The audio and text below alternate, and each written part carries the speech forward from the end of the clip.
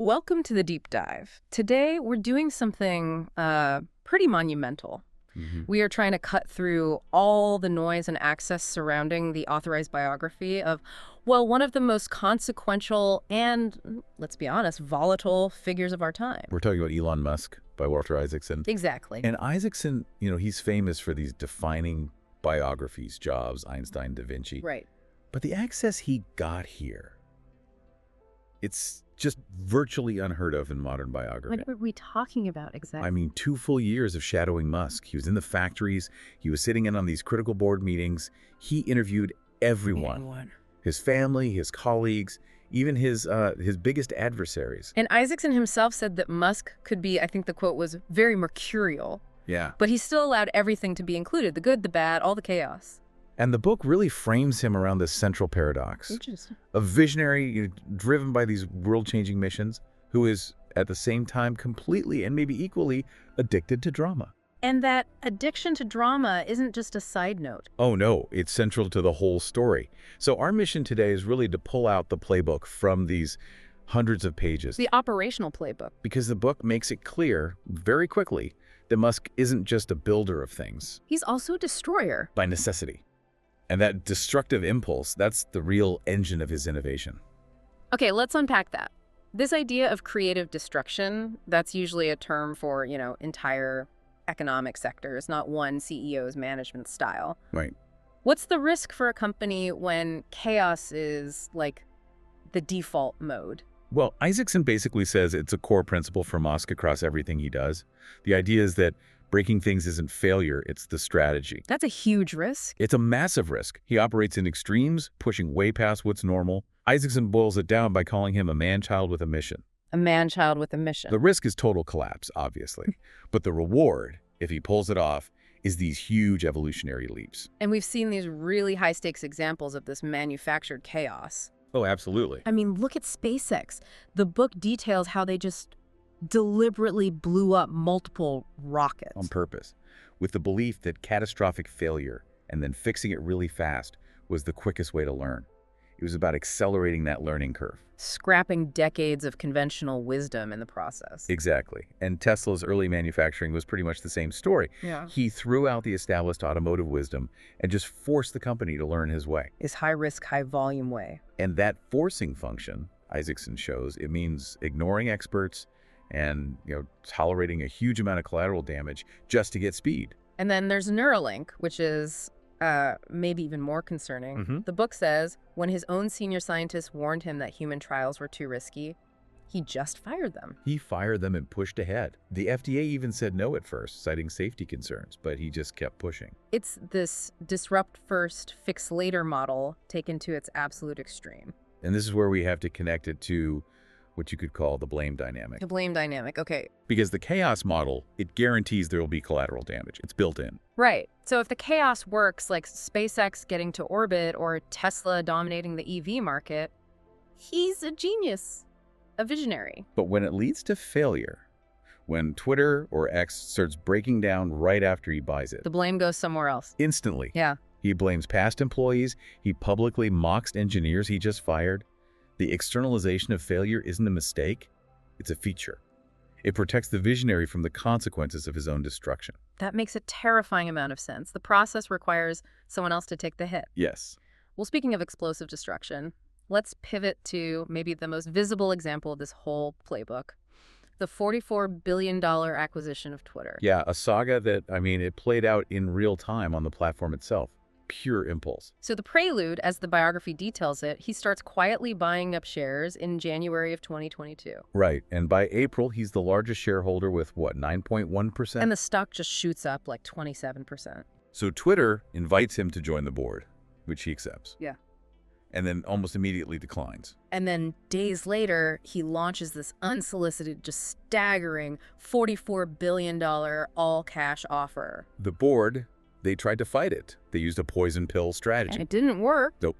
They caved and accepted the offer unanimously. And Musk's public mission was, very lofty. Promoting free speech, fighting spam bots. Making algorithms open source, building X, the everything app, all that. But then the impulse and the drama just completely take over. Oh, yeah.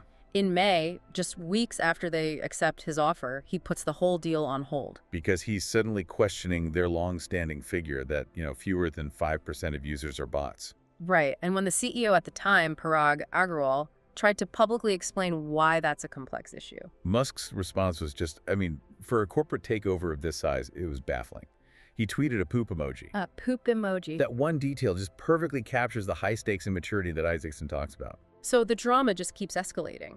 In July, he tries to terminate the deal entirely. Which leads Twitter to sue him, right, in the Delaware Court of Chancery. But then another shocking reversal. Just weeks before a trial, he was probably going to lose. He changes his mind again and agrees to close the deal at the original price. And the closing was pure spectacle. Unforgettable. He walks into Twitter HQ carrying a literal kitchen sink. A kitchen sink. And immediately changes his bio to Chief Twit. This was the moment that internal itchiness, as Isaacson calls it, just exploded into reality. The kitchen sink is such a perfect image because it's like he was signaling the whole corporate structure was about to be washed away. It was. The sources framed this entire $34 billion deal as an impulse buy. An impulse buy. Isaacson compares the platform to an addictive playground, something out of the schoolyard, including taunting and bullying from his own childhood. It was like public therapy, funded by the world's largest corporate takeover. And the chaos was instantaneous. He takes Twitter private, merges it into X Corp, and fires the top executives on the spot. And then lays off half the workforce. Half. And then hundreds more just resigned after he gives them this ultimatum. Commit to extremely hardcore work or take severance. And the policy shifts were just daily whiplash. Restoring banned accounts like Donald Trump's, then relaxing hate speech rules, and then in this very personal move, banning the Elon Jet account that tracked his plane. And suspending the journalists who are covering it. Right. And he eventually steps down as CEO, but only after he holds a poll on the platform where users voted for him to leave. It's hard to imagine a more chaotic path to a leadership change. Yeah. But for the sources, the biggest global bombshell in the book involved Starlink.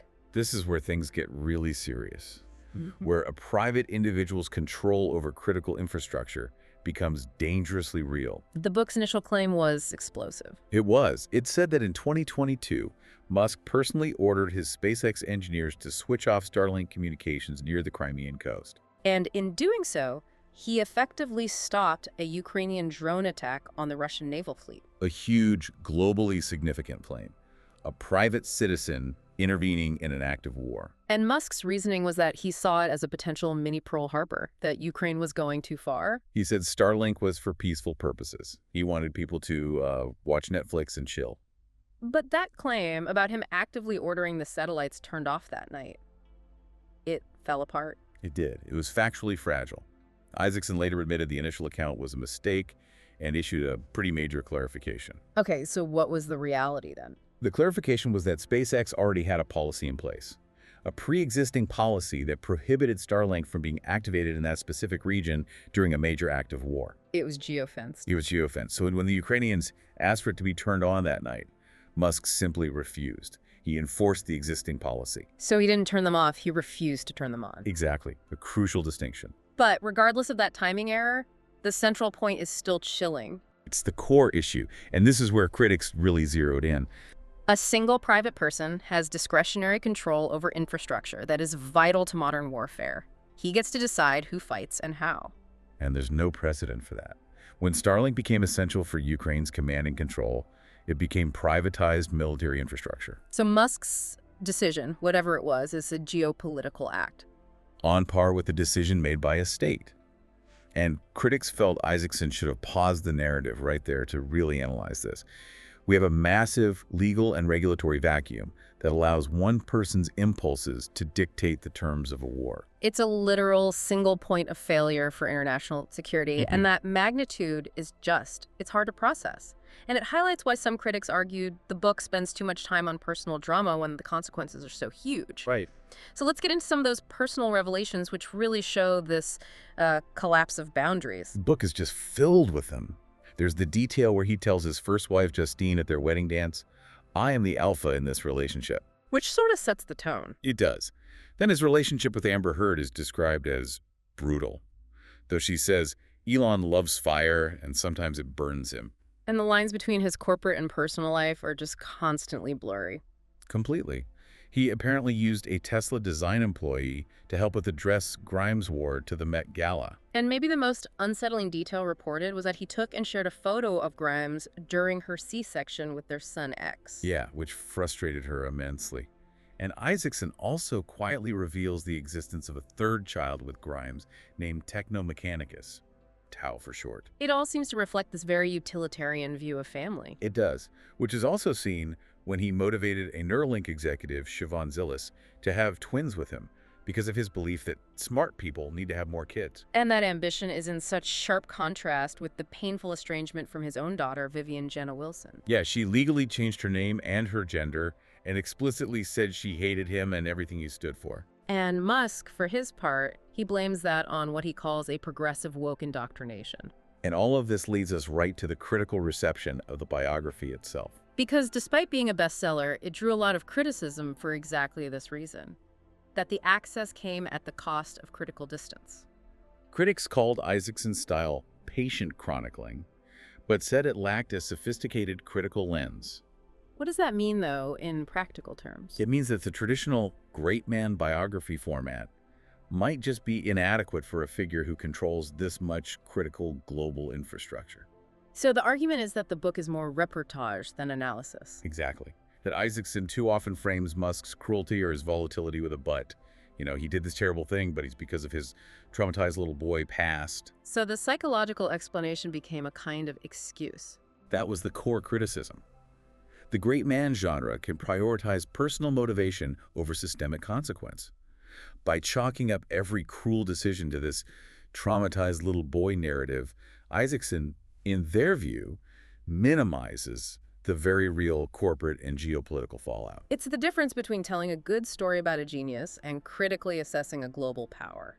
And the Starling correction only made that feeling stronger, that the chase for access had maybe sacrificed some critical rigor. It's the ultimate paradox, then. The book gives us this completely unprecedented, unfiltered personal view. The ultimate insider view. But at the same time, it gets hammered for lacking the critical distance to analyze what it all means. But Isaacson, he sticks to his guns. He closes with his final thought on what makes these kinds of innovators tick. And what does he conclude? He writes, "Sometimes great innovators are risk-seeking man-children who resist potty training. They can be reckless, cringeworthy, sometimes even toxic. They can also be crazy enough to think they can change the world." To circle all the way back to that intersection of personal impulse and critical infrastructure, Yeah. the sources revealed one last detail that just encapsulates the absurdity of this whole saga. Okay. To help finance the Twitter acquisition, Musk sold 30,000 bottles of a novelty perfume. The perfume. He called it burnt hair, and it literally smelled like burning hair. A truly bizarre piece of spectacle for a $44 billion deal. So it raises this final, profound question for you, the listener, to really think about. What does it mean for global communication, for geopolitical stability, when its ownership hinges on a single person whose influence is so tied to personal impulse, dramatic chaos, and a brand so powerful it can sell you a $100 bottle of perfume that smells like burning hair? That really is the high-stakes contradiction this whole deep dive was meant to surface.